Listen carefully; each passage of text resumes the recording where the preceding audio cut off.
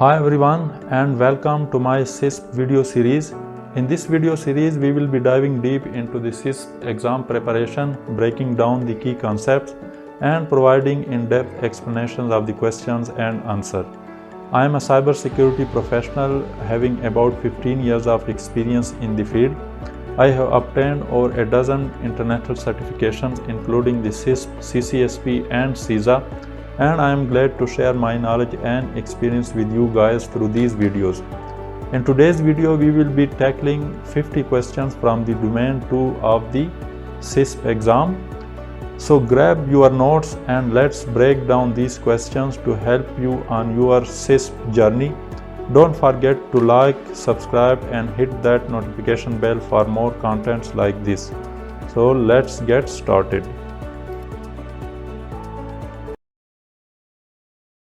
Question number 1. Sophia wants to securely erase data from a solid state drive, that is SSD. Which method is most effective? So keywords are secure erasure of data from SSD drive. And the options are option A, clearing, option B, zero fill, option C, disintegration, and option D, degaussing. So clearing is basically the overwriting of the drive with random bits, that is with random 0 and 1s. Zero fill is also the overwriting method, but this method only use 0, overwriting the drive with 0. Disintegration is basically the physical destruction of the drive.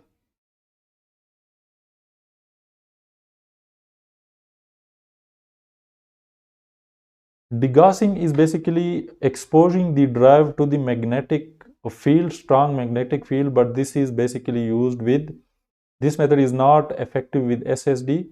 This is used with magnetic drive, magnetic hard drives. So we can say that the most secure method of deleting or secure error of data from SSD is its physical disintegration. So the correct answer is option C, the disintegration. And this is the explanation. So due to the potential of remnant data, the US National Security Agency requires physical destruction of solid state drives. Disintegration, which involves shredding the SSD into small fragments, is the most secure method. Zero fill and degaussing are primarily used for magnetic media and might not be completely effective for SSDs. Clearing is a less secure method that simply overwrites data. Question number 2. Lily is working with data stored in RAM, that is random access memory. Which category does this data belong to? And the options are, so the data in RAM belongs to, and the options are option A, data at large, option B, data in transit, option C, data in use, and option D, data at rest.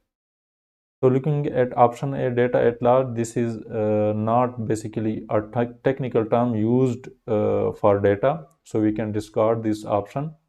Data in transit is basically used for data that is actively moved over a network. Let's suppose if this is, we can say that this is a client A and this is a client B and this is the network. So the data moving over a network, here we can say that the data is in transit or a network. Data moving over a network is actually data in transit, not inside the RAM. Data in use, yes, this one is, so this one is also crossed. Data in use, so the data when actively used by application is temporarily stored in RAM, so we can say that this option may be correct. Data at rest is also wrong, because data at rest means that data is stored inside the storage media and it is not moving or it is not actively used. So the correct answer is data in use.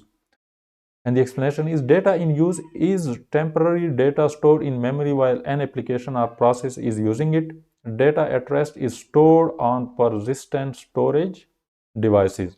Data in transit is data traveling over a network. The term data at large is not commonly used in the context of data classification. Question number 3. Sarah wants to prepare media for reuse in an environment with the same sensitivity level. Which method is best? So the keywords are the reuse of the storage media and in the same sensitivity level. And the options are option A, sanitization, option B, erasing, option C, purging, and option D, clearing. So let me first get the correct answer and then we will explain it. So clearing is the correct option. Why not sanitization? So sanitization is the broad term used for all of these. It is for the sanitization of media means removal of information or data from the hard drive. So we can say that this is not the correct option. Erasing is the most unsecure or the lowest secure method for deletion of data. So we can also cross this. Purging is more advanced and secure method than clearing. So since we are using the media in the same sensitivity level, that why we don't require the purging. So the correct option is clearing. If we were using the media from a more secure environment and then we were planning to use it in a less secure environment, then we could have used the purging. But since the security control will be the same, so clearing the media will be sufficient. Explanation is clearing prepares media for reuse by overwriting all addressable locations with unclassified data. Erasing simply deletes files or media and might not remove all data. Purging is more intensive form of clearing suitable for reuse in a lower security environment, and sanitization is a comprehensive process that ensures complete and unrecoverable data removal. Question number 4. Incineration, crushing, shredding, and disintegration describe which stage in the media life cycle? And the options are option A, destruction, option B, degaussing, option C, purging, and option D, sanitization. So as we can see that all these methods, including burning, crushing, shredding, and disintegration, describe the physical destruction of the media. And this stage of media life cycle is known as destruction. Degaussing, as we already studied, is the exposure of magnetic media to strong magnetic field. Purging is also the overwriting and crypto erasure technique of the data erasure, while the sanitization is collectively used for these methods. So we can say that the physical destruction of media is known as the destruction, and this is the final stage in the media life cycle. So destruction is the final stage of the media life cycle involving methods like disintegration, incineration, or other physical processes that render data unrecoverable. Sanitization is a broader term encompassing various data removal methods. Purging is a more intensive form of clearing, while degaussing specifically targets magnetic media.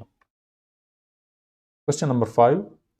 EMMA's organization handles three types of data, that is customer information, internal business data, and trade secrets. To mark data secrets in case they are leaked or stolen, which technique should she use? The word here is to mark data. And the options are option A, watermarks, option B, symmetric encryption, option C, classification, and option D, metadata. And the correct option is, so we are talking about marking the data so that it can be located in case it is leaked or stolen, and it can be identified as a secret or sensitive data. So which technique do we use? Symmetric encryption is not marking, rather than it is the It is used for confidentiality of data. You no longer can distinguish, or you no longer can read the data while looking at the encrypted data. Classification is just the initial stage after the data creation, where you classify the data based on its sensitivity level. Metadata is just data about data, and it is a generic technical term not specifically associated with the sensitivity of data. So the correct option is the watermark. This is explanation. So watermarks can be used to digitally label data and indicate ownership. They can also assist digital rights management, that is DRM systems, in identifying protected data. Encryption would have prevented unauthorized access to lost data. Classification is part of the security practices that help ensure appropriate controls are in place, while metadata or data about data can be used to label data and help data loss prevention systems flag sensitive information before it leaves the organization. Question number 6. Ethan works at a pharmaceutical research and development company and is creating a data retention policy. To comply with FDA regulation, the organization must retain records with electronic signatures. Why are electronic signatures important in this context? And the options are: option A, it ensures that someone has reviewed the data. Option B, it provides confidentiality. Option C, it ensures that data has been changed. And option D, it validates who approved the data. So electronic signatures are just like the written signature on a paper, but they are digital. So we can say that as in the physical world, when you sign something on paper, it shows who approved that document or that data. In similar case, the electronic signature validates who approved the data. So electronic signatures as used in FDA regulations ensure that data is from the intended signer.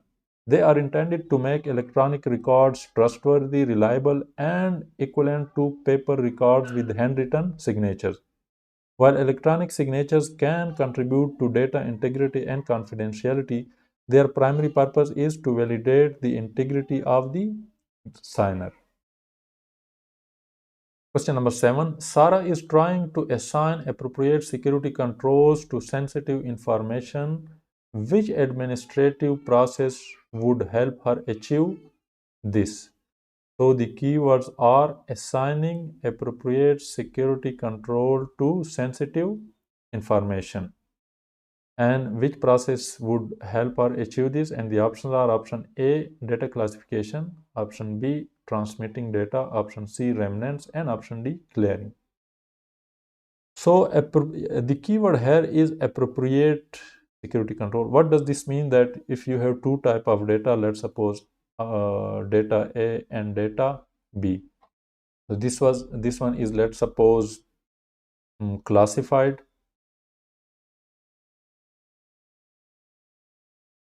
and the B is top secret. So you will apply appropriate control to this. This will require some security controls as suitable to this classified data. Let's suppose you install a firewall and you say that that's enough.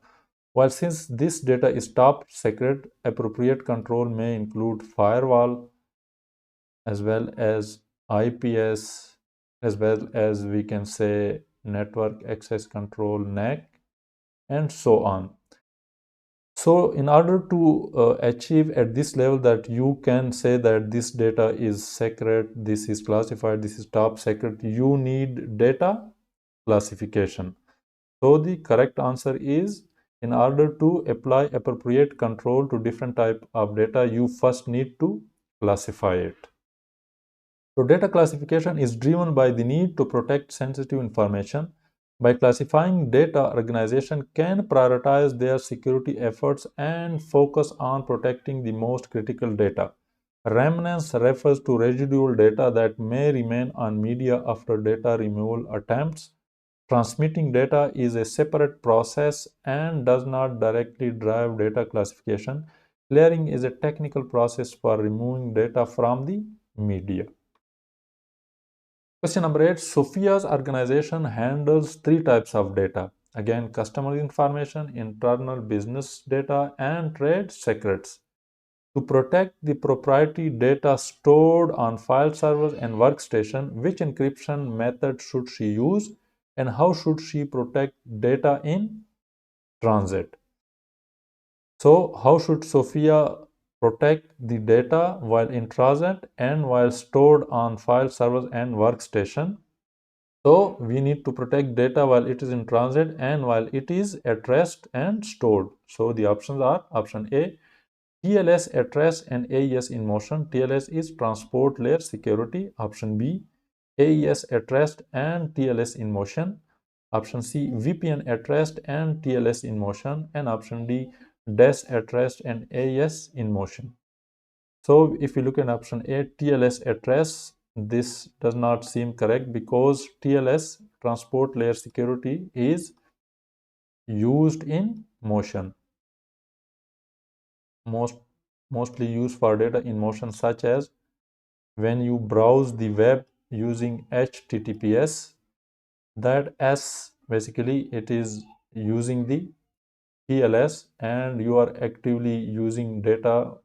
The data is protected while it is in motion over a public network such as internet. So TLS is used for data while moving, while in motion over the public net. While AES is the encryption algorithm, it can be used for encryption of data in motion, but it is generally used for encryption of data at rest. So this one is crossed. AES at rest and TLS in motion. Yes, this seems like the correct answer. VPN at rest. So again, this is TLS. You can say that it is a type of VPN. So VPN is used for data while in transit for secure movement of data over the public network such as the internet, and TLS in motion. So these are basically one and the same thing. So VPN is not used for data at rest while because VPN is basically used for data in transit. You can say that TLS is also a type of VPN. Option D, DES at rest and AES in motion. So DES is again an encryption algorithm. It can be used at rest, but this is very vulnerable and an old algorithm that can be easily compromised. So we won't be using this for rest. And again, AES is not generally used for data protection in motion. So this is also cross. So the correct option is option B, AES at rest and TLS in motion. So AES is a robust modern symmetric encryption algorithm suitable for encrypting data at rest. TLS is commonly used to secure data in transit. A VPN, while providing additional security, is not necessarily encrypted and is primarily used for network level security. DES is an outdated algorithm and should not be used for sensitive data. Question number 9. Sarah's company provides employees with new mobile phones every 2 years, even though the older phones are still usable and receiving updates. Which term best describes this practice? And the options are option A, planned obsolescence, option B, EOL, end of life, option C, EOS, end of service, and option D, device risk management. So since the phones are still usable and they are receiving the updates, so these two options are out of question because an end of life and end of service do not necessarily receive updates. And device risk management, this is also not relatable term. So the correct option is sorry, so this option is wrongly selected. The correct option is planned obsolescence because it is planned to retire the devices after every 2 years. This is explanation. So the scenario described is an example of planned obsolescence. Planned obsolescence is a business strategy where products are designed to become outdated or obsolete after a certain period, encouraging consumers to purchase new models. While end of life typically refers to when a product's support and updates are discontinued, end of service is similar and often refers to the end of support for a product. And device risk management is a broader term encompassing strategies to manage the risk associated with using the devices. So the correct answer is the planned obsolescence. Question number 10. Emily is identifying the owner of an asset. How does this help determine the asset security? And the options are: option A identifies the individual responsible for protecting the asset. Option B provides a law enforcement contact in case of theft. Option C helps establish the asset's value. And option D determines the asset's security classification. So the identification of the asset owner places the responsibility of that asset on the owner. So this is the main requirement of every asset, that every asset must have a person or individual responsible for its protection. So the correct answer is that the asset owner, it identifies the individual responsible for protecting the assets. And so in this case, every asset in the organization must have an owner, so that that individual is held responsible in case of any issue. And so the individual will thus make sure that the asset is protected. And if there is an asset that has no owner, then again you cannot hold anyone accountable for the lapse of the security. So knowing the asset's owner also tells you who is responsible for protecting the asset or for delegating that task. While asset's owner may be law enforcement contact, this is not a critical item for asset security. It does not directly help you to establish the value of the asset or to set security classification level for an asset. Question number 11. Eva is trying to reduce her organization's liabilities.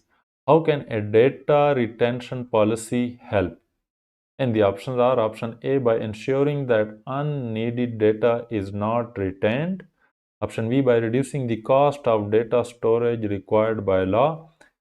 Option C by ensuring that incriminating data is described.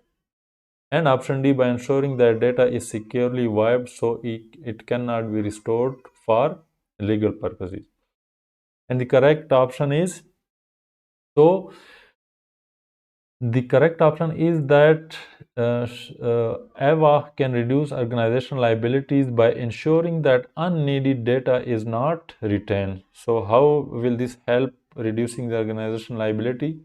If you do not retain unneeded data, this option is also served, because you will be reducing the cost of the storage, and you will also have less chances of your data exposure or leakage if you do not retain it, that is not required. So a data retention policy helps ensure that outdated data is purged, reducing potential discovery costs. Many organizations have strict retention policies to minimize storage cost and the amount of discoverable data. While data retention policies help manage data, they are not designed to destroy incriminating data. Legal requirements for data retention must still be met.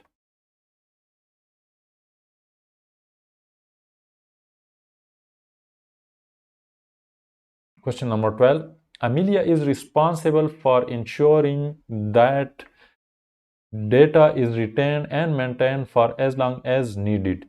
Which term describes this process?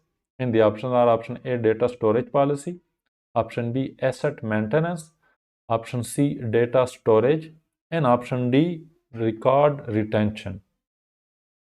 And the correct option are the terminology used for ensuring that data is retained and maintained for as long as needed.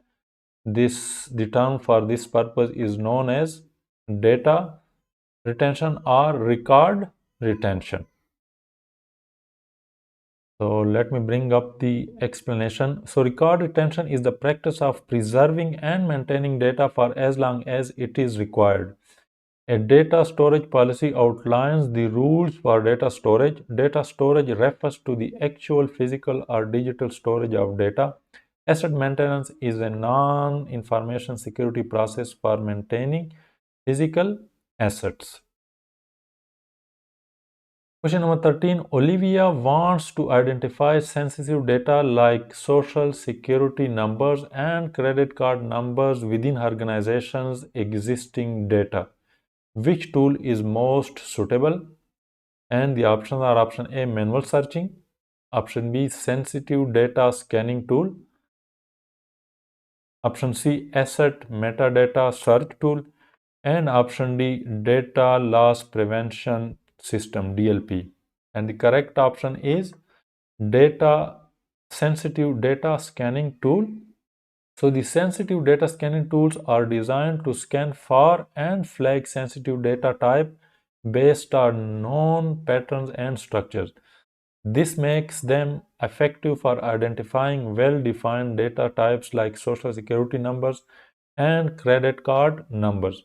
Manual searching is impractical for large data sets.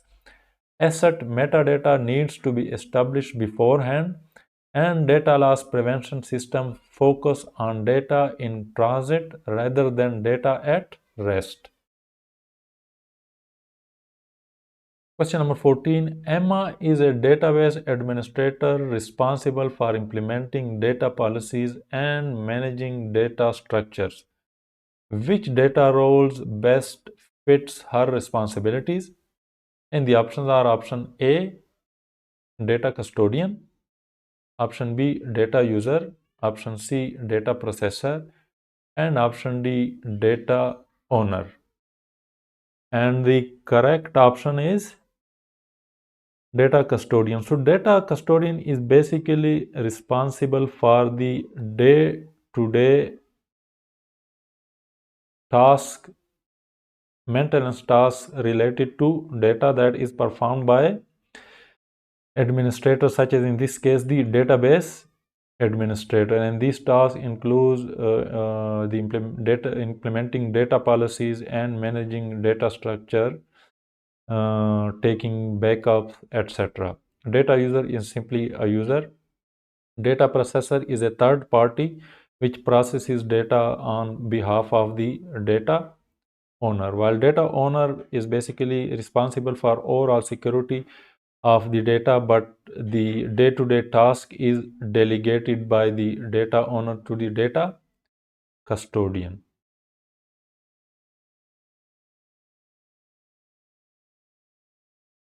So a data custodian is responsible for the technical environment, including database structures and data policy implementation. While some organizations might overlap data roles, a data custodian's primary responsibility is technical. Data owners and data stewards have broader responsibility, and data users simply use the data. Question number 15. Sophia is replacing sensitive data with a randomized string of characters that remains consistent for each instance. Which technique is she using? And the options are option A, anonymization, option B, tokenization, option C, DES, data encryption standard, and option D, data masking. So the keywords are replacing sensitive data with randomized strings and that it remains consistent for each instance. So the technique is tokenization. So how is tokenization used? It is used basically in most cases to replace the sensitive credit card data or account data, such as, let's suppose this is, we are giving an example, this is a credit card number,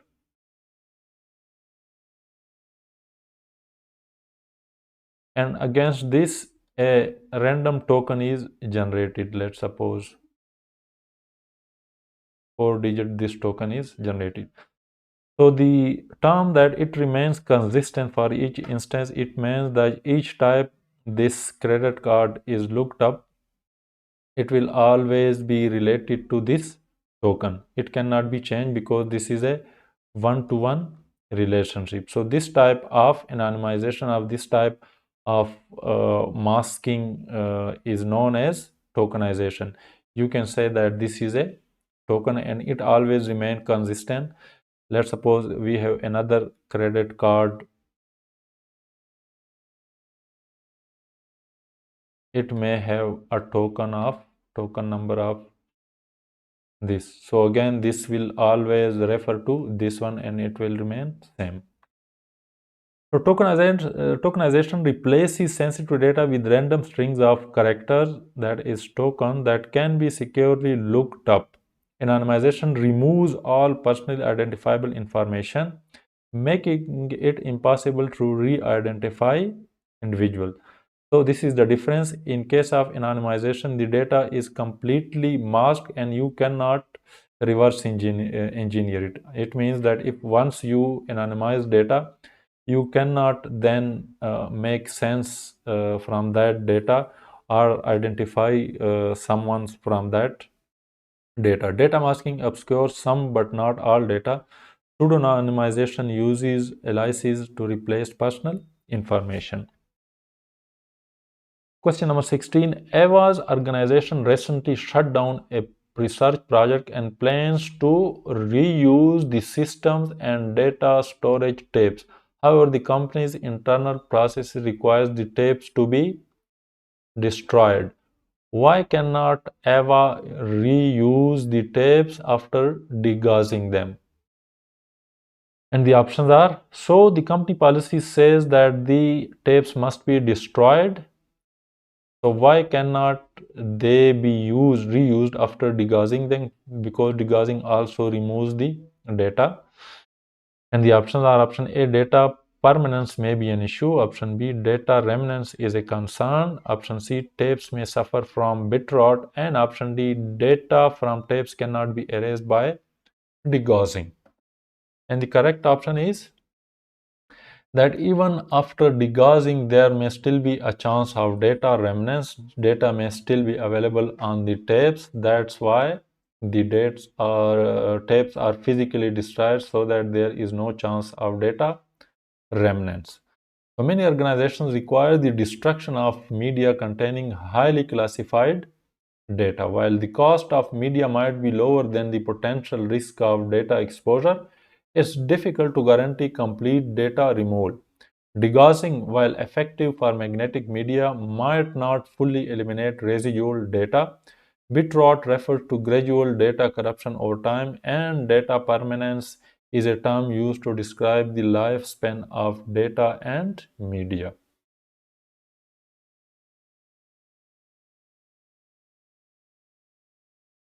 Question number 17.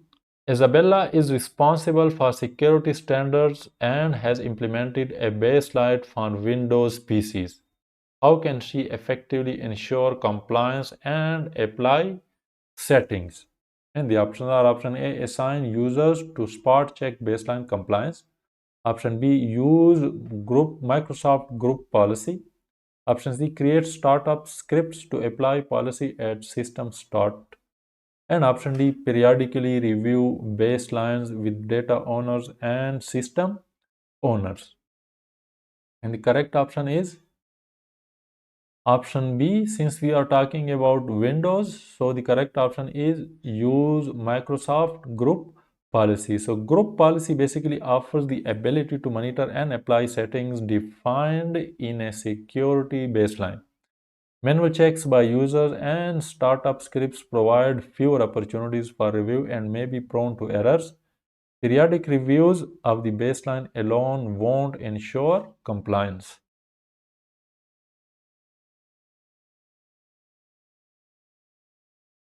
Question number 18. Abigail is responsible for workstations in her organization that handle sensitive data. What should be done with these workstations at the end of their life cycle?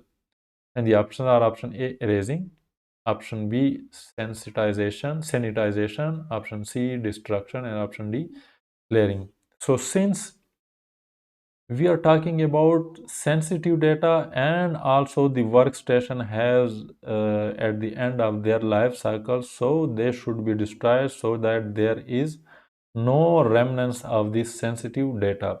Erasing, clearing, and sanitization may still leave a chance of data remnants. That's why if the data is highly sensitive, then the best option is to physically destroy the workstation, especially their hard drives. Let me bring up the explanation. So destruction is the most secure method to ensure that data cannot be exposed. Organizations often choose to destroy the entire workstation or device to prevent data discovery.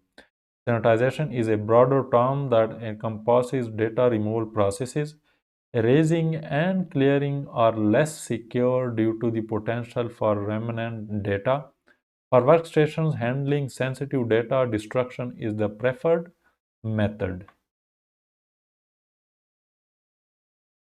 So always remember, for highly sensitive data, workstation or storage media need to be physically destroyed to be 100% sure that there is no chance of data remnants.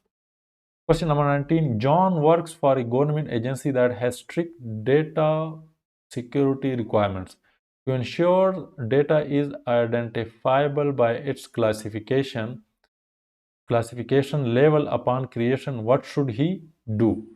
And the options are option A, classify the data, option B, apply DRM to the data, option C, encrypt the data, and option D, label the data.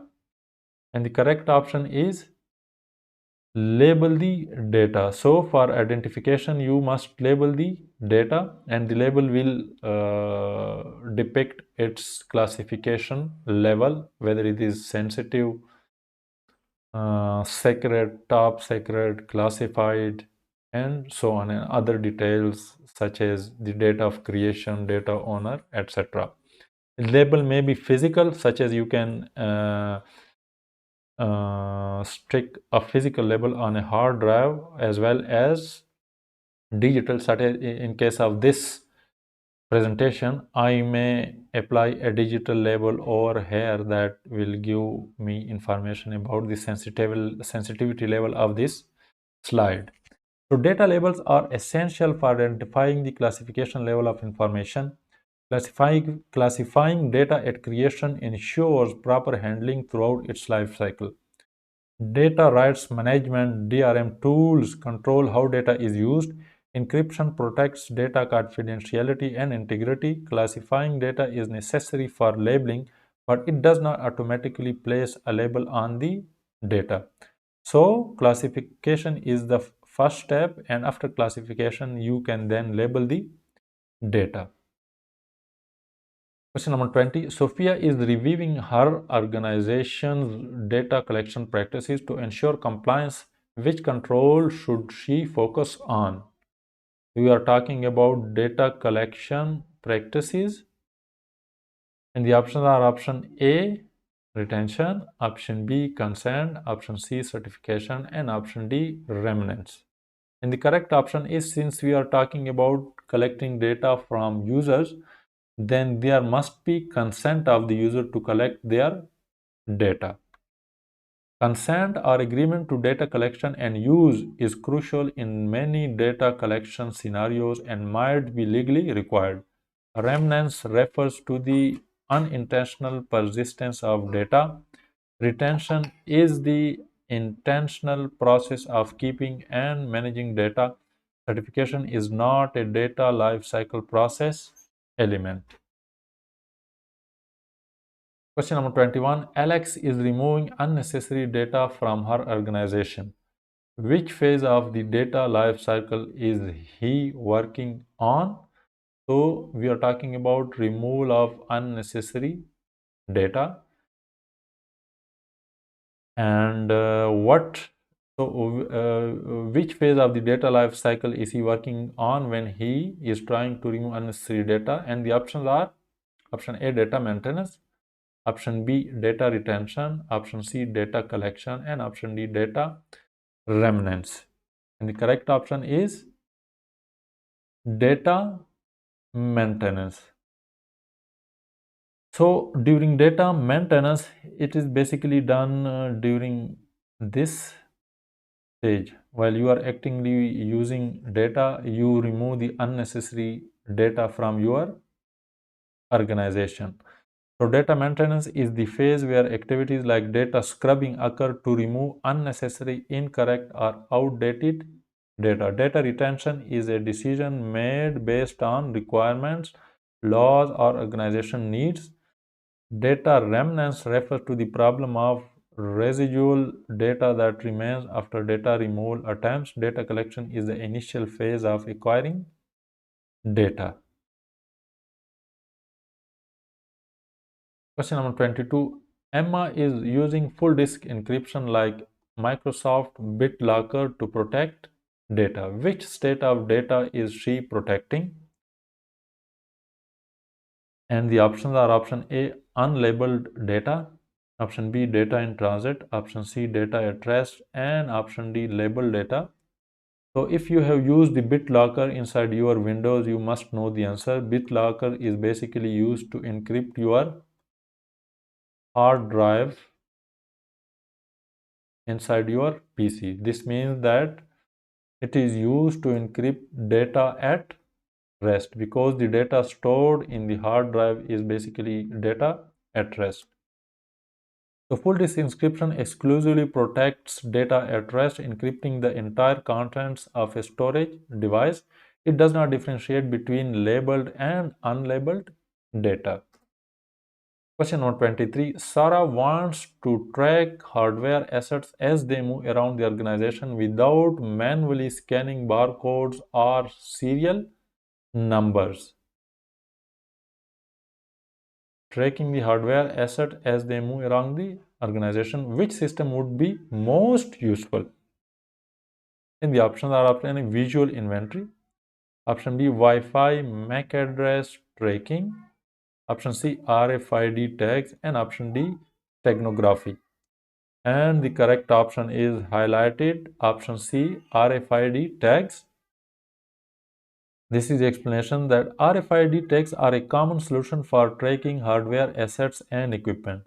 They can be carried wirelessly at various ranges and are often integrated into handheld readers or even doorways and arches for automatic tracking.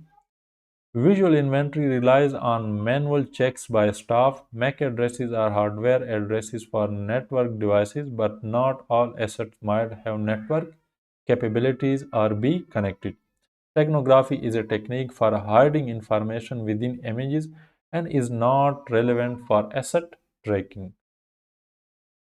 Question number 24. Emily is working with medical information like prescriptions and x-rays. Which term best describes this type of data? And the options are option A, PHI. So PHI is protected health information. Option B, PII, personally identifiable information. Option C, proprietary data, and option D, PID. And the correct option is, of course, protected health information. So we can say that PHI is also part of a PII, but if it is medical information, then it is specifically PHI. While PII includes other personally identifiable information such as credit card number, social security number, driving license number, etc. So PHI, protected health information, is specific to healthcare data. PII, that is personally identifiable information, is a broader term encompassing any information that can identify an individual. Proprietary data is information that helps organization maintain a competitive edge. PID is not a commonly used term for data classification. Question number 25. Emily is working with information about individuals. Which term describes information that can be used to identify a specific person? And the options are option A, personally identifiable information, option B, social security number, option C, secure identification number, and option D, personal health information.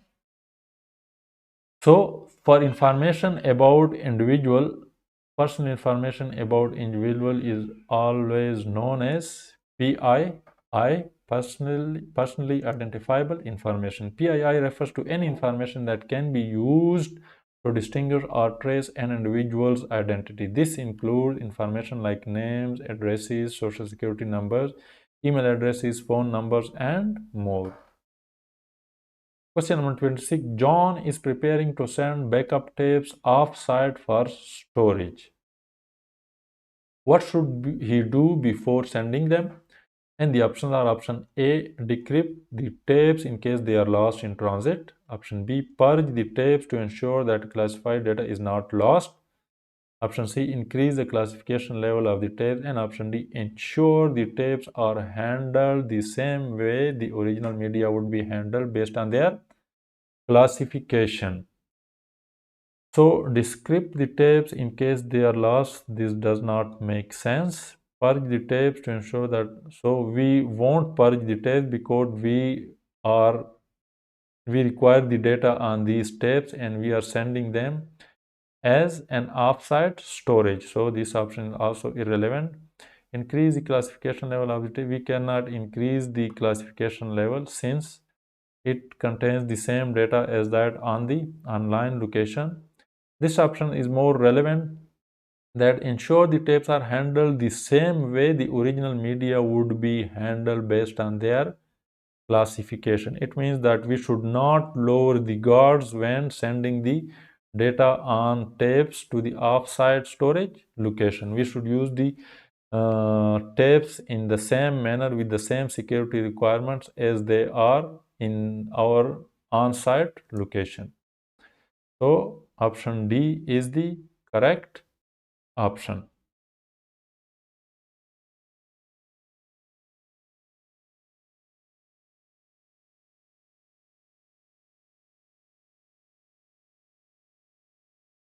So backup tapes are vulnerable to the theft or loss during transit. Sorry, let me get back.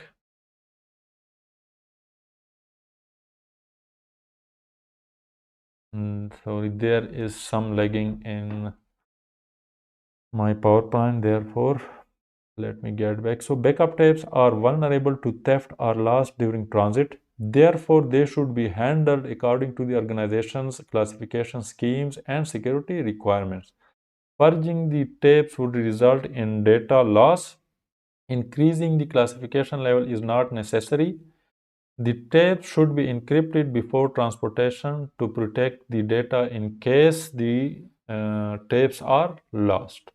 Question number 27. Eva is ensuring that her organization's control assessment procedure match its specific systems. Which activity best describes this task? And the options are option A, compliance, option B, scoping, option C, asset management, and option D, tailoring. And the correct option is option D, tailoring. What is tailoring? Tailoring ensures that assessment methods are appropriate for the specific systems, services, and other assets being validated. Scoping involves defining the boundaries of security control implementations. Asset management focuses on overseeing assets throughout their life cycle. Compliance refers to ensuring adherence to laws, regulations, and standards. Question number 28. Rani is working with different types of data.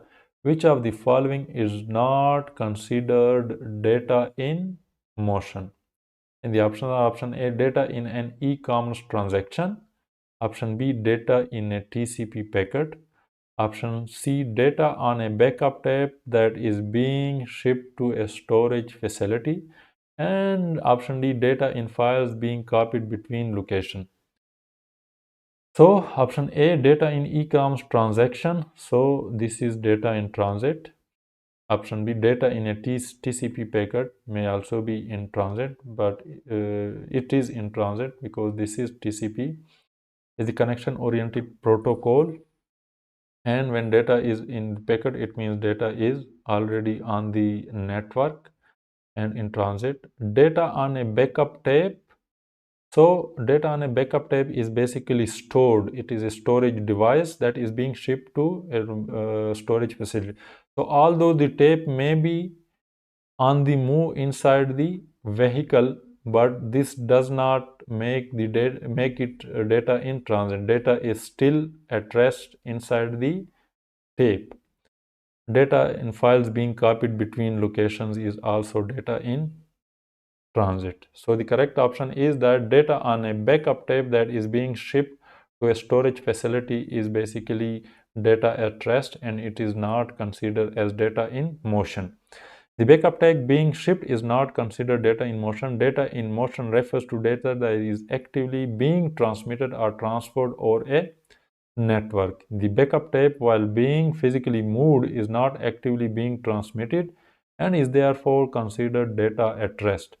Data in an e-commerce transaction, data in a TCP packet, and data being copied between locations are all examples of data in motion.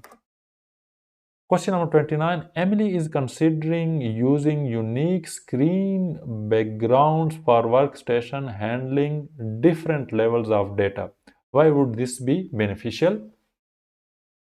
And the options are option A, to promote availability, option B, to indicate the software version in use, option C, to promote a corporate message, and option D, to indicate the classification level of the data or system. And the correct option is that when Emily used different background colors for different classification level, it can be used to indicate the classification level of the data. Let's suppose if Emily use red background for top secret data, anytime there is a red background, the user will automatically know that this data is top secret and they will be sensitized accordingly. So visual indicators like unique screen background can help employees remember the classification level of the data they are handling and thus the specific handling requirements they must follow. This reinforces security awareness and reduces the risk of accidental mishandling or disclosure of sensitive information. Question number 30. Emily's company suffered a data breach and wants to track and limit where data is transferred. Which solution is best suited for this? Tracking and limiting the data transfer. And the options are DLP, data loss prevention, DRM, digital rights management, antivirus, and option D, network intrusion prevention system, network IPS. And the correct option is, of course, data loss prevention. This tool can be used both to track data as well as prevent the exfiltration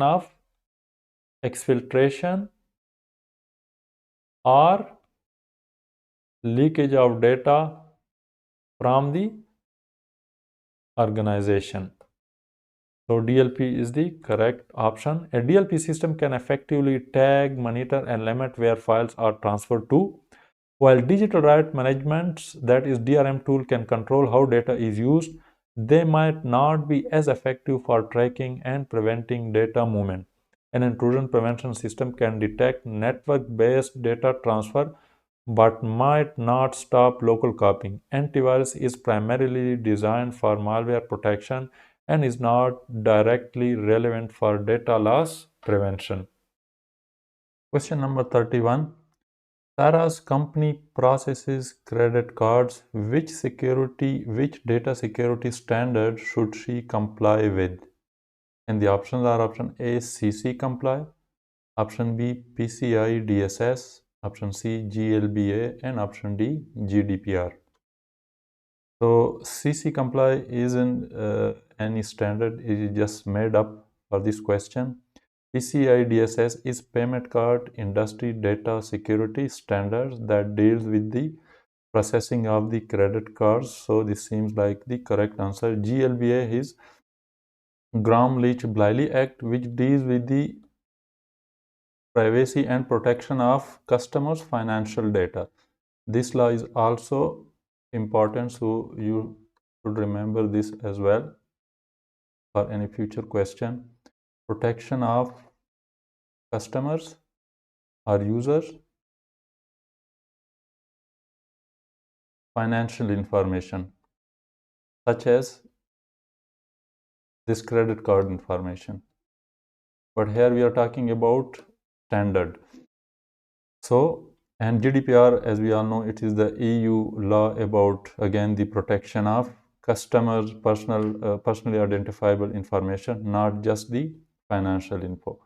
So the correct answer here is the option B, PCI DSS. So PCI DSS is a credit card industry data security standards that defines how business must handle credit card information. CC Comply was created for this question. GLBA, Gramm-Leach-Bliley Act modernized financial institution standards, and GDPR, General Data Protection Regulation, is an EU data privacy regulation. Question number 32. What is the correct order of the asset life cycle? By asset here we mean information and the data. And the options are option A, create, use, share, store, archive, and destroy. Option B, create, share, use, archive, store, and destroy. Option C, create, store, use, share, archive, and destroy. And option D, create, share, archive, use, store, and destroy. There is some confusion about this. There is a thin line difference between the archive and the store. So the archive is when you no longer actively need the data and you archive it inside the less expensive storage. The data that you archive may be needed very less frequently, such as once, twice, or 3 times in a year. While the storage means that immediately after you create the data, you immediately store it in a database and storage for use. For example, let's suppose you are creating an email account. You enter your username, your, let's suppose, address,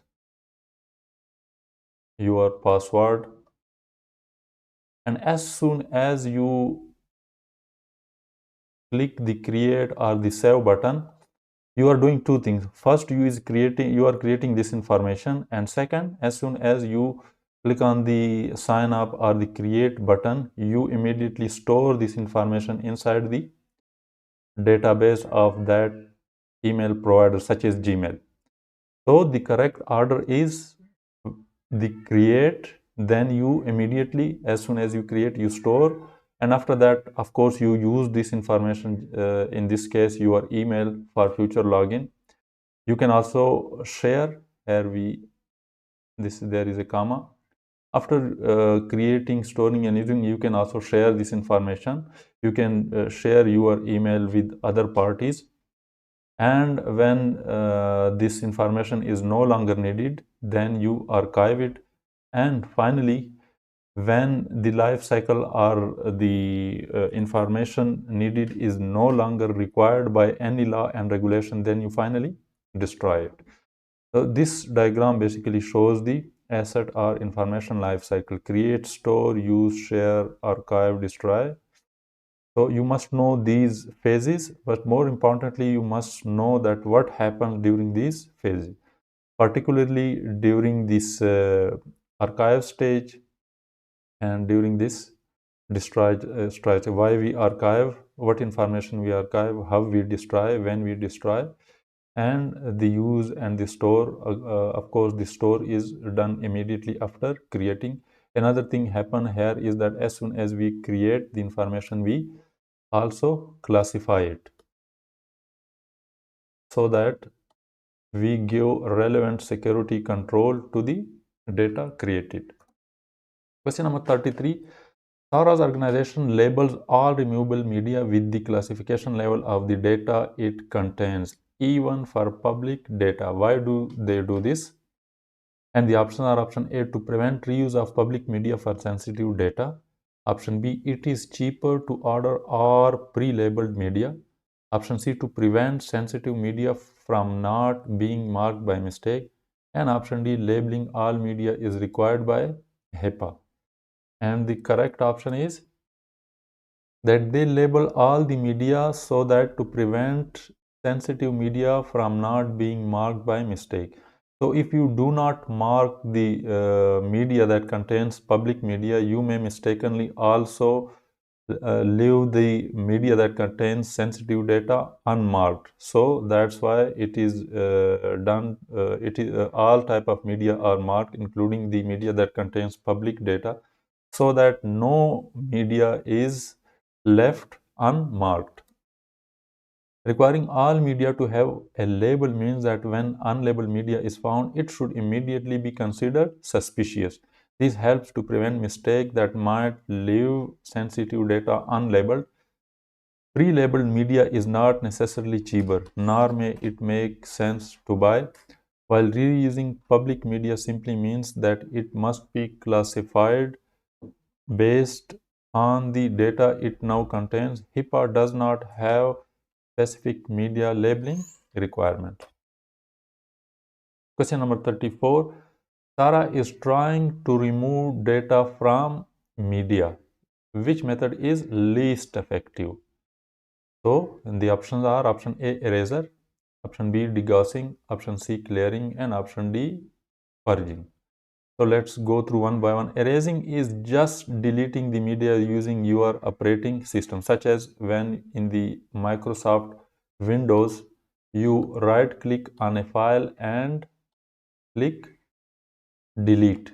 So this is known as simple erasure, and this is the by far the least effective method. Degaussing is when you expose the magnetic media to strong magnetic field. This process removes and deletes all the data. So this is more effective than the erasure. Clearing is overwriting the data with random bits such as 0 and 1. Again, this is also more secure than the erasure.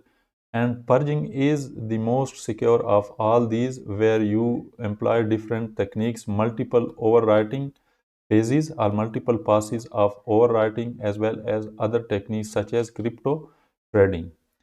So the correct answer is that the erasing is least effective, purging is most effective, and after these two, in between these two, we can say that clearing is more effective than the degaussing, but the least effective is, in our case, the erasing. So erasing, a common deletion process, only removes the file link, leaving the underlying data intact. This can leave residual data that can potentially be recovered. Degaussing, while effective for magnetic media, might not be sufficient for modern storage devices. Purging and clearing are more comprehensive methods for data removal. Question number 35. Emma's organization faces significant financial risk due to new law. To protect sensitive data, what should he do? She do? And the options are option A, relabel the data. Option B, select new security baseline. Option C, encrypt all data at rest and in transit. And option D, review data classification and classify data appropriately. So since we have new law, we must have new security requirements, new protection requirements. That's why first we need to review the existing data classification and classify the data according to the new law, so that we can then apply appropriate security control as per the requirements of the law. So the correct answer is that the EMA should review data classification and classify data appropriately. When data value changes due to legal compliance or business reasons, reviewing classification and reclassifying data is essential. This ensures that data is handled appropriately based on its updated sensitivity. Simply relabeling data might not be sufficient. Selecting a new security baseline or encrypting data might not address all needs arising from the changes in the data value. Question number 36. Sophia is responsible for applying access rights to staff members.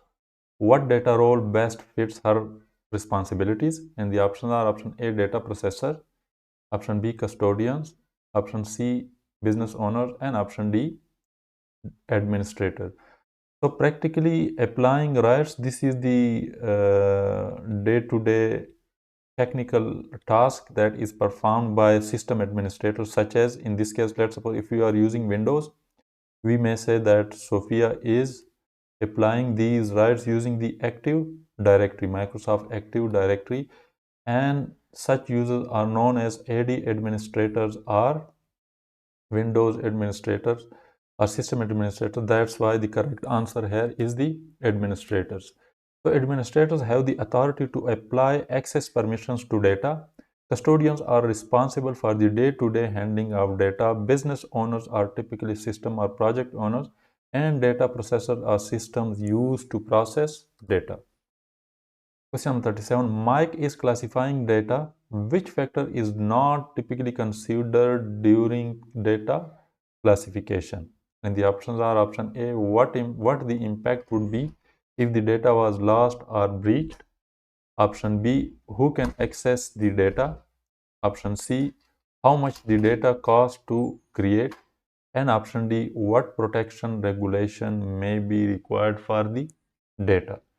And the correct option is that during data classification, the cost to create the data is typically not considered. So the cost of the data itself is not directly included in the classification process. Instead, the potential impact of a data breach, who can access the data, and applicable regulatory or compliance requirements are the primary factors considered. Question number 38. Sophia is identifying intangible assets for her organization. Which of the following is not an example of an intangible assets? So intangible assets are those that are, I can say that are not physical. You cannot physically touch it. So here the options are option A, employees, option B, formulas, option C, databases, and option D, patterns. So we can see that all these are logical entities that are not physical, while the implies is a physical asset that can be touched, and it comes in the category of tangible assets. So this is not an intangible asset. In other terms, we can say that tangible assets are those that you can easily quantify in the dollar amounts, such as you can say that an employee cost an organization this much dollar, including his pay, other bonuses, etc. While formulas, patents, databases, you cannot exactly quantify them in terms of dollar amount. So patent, databases, and formulas are example of intangible assets. Tangible assets include physical items like hardware, cables, and buildings. Personal asset refer to employees. It's important to note that employees are considered human capital, and not intangible assets. Question number 39. William is concerned about employees leaving the organization with proprietary information. Which control is most cost effective to prevent this? And the options are option A, sanitization, option B, NDA, option C, clearing, and option D, encryption. So the correct option is that the employees should sign the NDA agreement, that is non-disclosure agreement, before leaving the organization, so that they won't be able to disclose that proprietary information. Non-disclosure agreements, NDAs, are used to enforce confidentiality agreements with employees and can remain in effect even after they leave the organization. Other controls like sanitization, clearing, and encryption are not effective against information stored in an employee's memory. Question number 40. Sora is working with a system that processes data. Which data role best describes this system? And the options are option A, custodian, option B, data owner, option C, data processor, and option D, mission owner. And since we are talking about processing the data, so the correct option is data processor. Systems used to process data are classified as data processors. Data owners are typically CEOs or other senior executives. Custodians are responsible for day-to-day data handling tasks, while mission owners are responsible for the overall mission or purpose of an organization or program. Question number 41. Sarah is considering reusing media. Why is declassification rarely chosen? And the options are option A, sanitization is the preferred method of data removal. Option B, purging is sufficient for sensitive data. Option C, declassification is more expensive than new media and may still fail. And option D, clearing is required first. So the correct option is that declassification is more expensive than buying new media and the process may still fail. So ensuring complete data removal can be challenging and the time and effort required for declassification can outweigh the cost of new media. While sanitization, purging, and clearing might be part of the declassification process, they don't address the core reason for its infrequent use, the difficulty and cost associated with ensuring complete data removal. Question number 42. The following diagram shows a typical workstation and server and their connection to each other and the internet. Which letters on this diagram are location where you might find data at rest? So we are given this diagram. Here we have a workstation, a server. They are connected to each other as well as to the internet. So at which places we can say that data is at rest? So we might say that at location A the data is at rest because the data may be stored inside the workstation storage such as its hard drive. Similarly, the data can be stored at the workstation storage or the hard drive. These points, the B, D, and E, they are of course the points where data is in transit because these are showing the public or the private, whichever media is this. This is the network connectivity diagram. So definitely data is in motion at these places. At the internet, that is location C. We cannot say for certain that whether the data is at rest or in motion because internet is a global network. The data may be moving across different points. Data may also be stored in a cloud storage. So we cannot say for sure. So the correct option is that data is at rest at point A and E, that is at the workstation and the server. So the correct option is option A and E. A and E can both be expected to have data at rest. C, the internet is an unknown and the data cannot be guaranteed to be at rest. B, D, and F are all data in transit across network links. Question number 43. Emily is a security architect at a bank and wants to secure transactions. She recommends using TLS, that is transport layer security. What threat is she trying to prevent and how is she protecting against it? So TLS is used across 2 points for confidentiality of the data. When you use TLS, the data is encrypted and no one can sniff it or no one can make sense of it even if they intercept it. So TLS is basically used for confidentiality.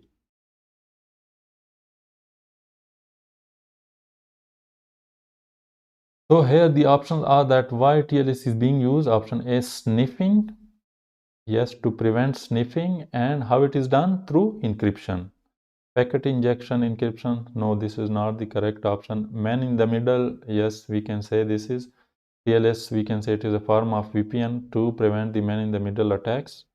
Sniffing and tempest. No, this is also not the correct option. But the option A, sniffing and encryption, is the most relevant option and the correct option. So encryption is commonly used to protect network traffic like bank transactions from sniffing. While packet injection and man-in-the-middle attacks are possible, they are less likely. A VPN would be used to provide encryption in addition to other security measures. Tempest is a specification for preventing electromagnetic emission and is not typically used in standard banking scenarios. Question number 2044. What issue is common to spare sectors and bad sector on hard drives as well as over provisioned space on modern SSDs? Solid state drives, and the options are: option A, they can be used to hide data; option B, they can only be degaussed; option C, they may not be cleared, resulting in data remnants; and option D, they are not addressable, resulting in data remnants. So the correct option is that the issue with spare sectors, bad sectors, and over provision space is that they may not be cleared while deleting or clearing the hard drives and may result in the data remnants. So option C is the correct option. Spare sector, bad sectors, and over provision space on SSD may contain data that is not cleared during standard wiping processes. This is a form of data remnants and can pose a security risk. While these areas can be used to hide data intentionally, the main concern is the potential for unintentional data retention. Degaussing is not effective for SSD, where leveling space is addressable by the drive but might not be visible to the operating systems.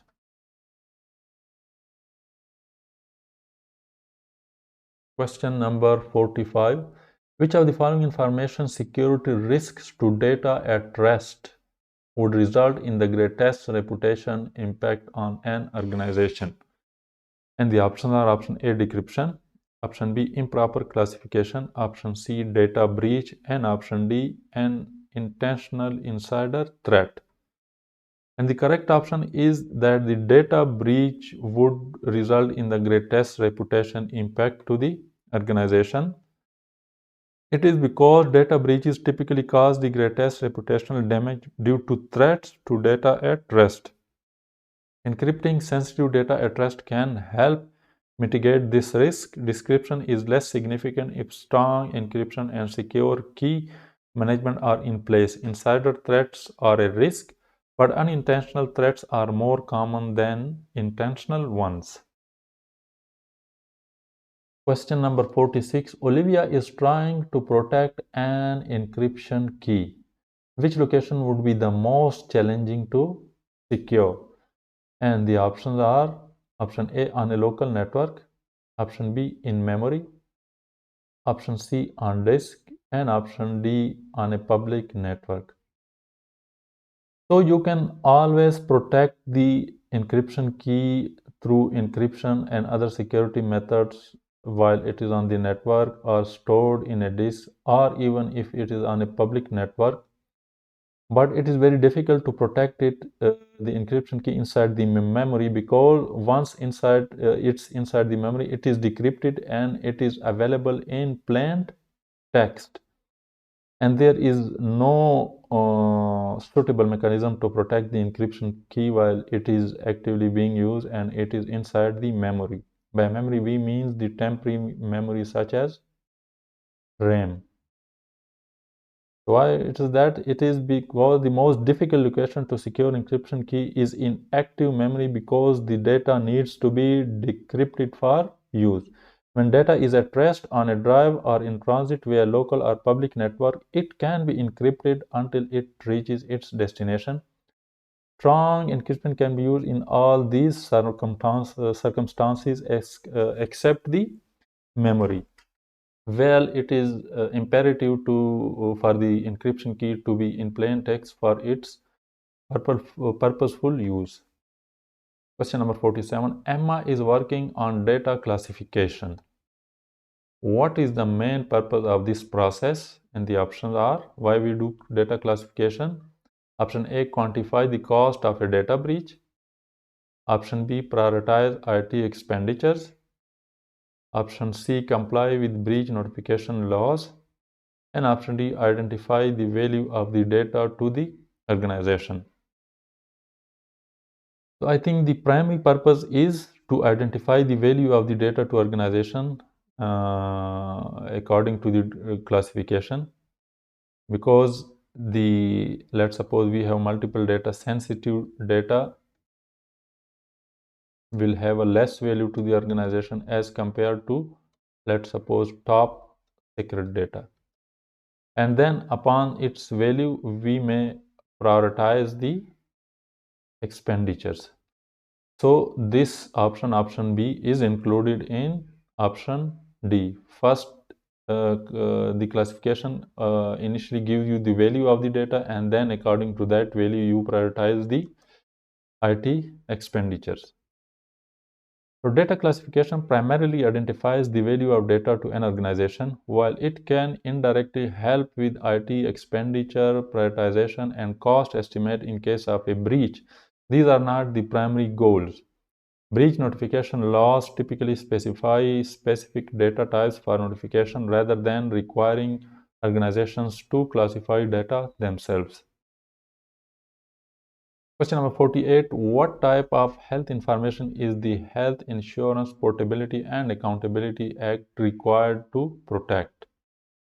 So we are talking about what type of data is required to be protected under HIPAA. Of course, it is the health information, patient's health records and information. So the options are option A, PII, personally identifiable information. Option B, SHI. I don't think this is a suitable term. It does not make any sense. Option C is protected health information. This makes more sense. And option D, HPHI, this is also a made up term. So the correct option is PHI, protected health information. So the protected health information, or PHI, includes a variety of data in multiple formats, including oral and recording data such as that created or received by healthcare providers, employers, and life insurance providers. PHI must be protected by HIPAA. PII is personally identifiable information. SHI and HPHI are both made up acronyms. Question number 49. Sophia is responsible for ensuring email security inside her organization. What measures should she implement? And the options are option A, all emails should be encrypted and labeled. Option B, only highly sensitive emails should be encrypted. Option C, all emails should be encrypted. And option D, sensitive emails should be encrypted and labeled. So encrypting all emails and labeling it doesn't make sense because it is cost prohibitive. Some emails which are public and does not require encryption should not be encrypted. Only encrypting highly sensitive email will means that less sensitive or sensitive emails are not encrypted. So this also does not make sense and is not the correct. All emails should be encrypted. Against some emails are not worth encryption, such as public data or public emails. So the correct option is that sensitive emails should be encrypted and labeled. So encrypting and labeling sensitive email will ensure that it remains confidential and can be identified. Performing these actions only on sensitive email will reduce the cost and effort of encrypting all emails, allowing only sensitive email to be the focus of organization's efforts. Only encrypting highly sensitive email not only skips labeling but might expose other classification of email that should not be exposed. And the question number 50 is that Mia's company sends customer data to a third party for analysis. What is the role of the third party company in relation to the data? Options are option A, data owner, option B, data processor, option C, data subject, and option D, data controller. So remember, the third party are most of the time the data processor that do it on the request or on the employment of the data controller and data owner. So the third party company is a data processor processing data on behalf of MIA's company. The data controller. The data is collected about data subjects. Data owners are responsible for making decisions about data such as who has access and how it is used. So that's all for this video. I hope it was informative, and if you have any question regarding this video or any other topic of the CISSP, you can just comment it and I will be happy to reply it with my knowledge and experience. And I will soon be uploading videos for the next domain, so stay tuned and subscribe. Thank you and bye.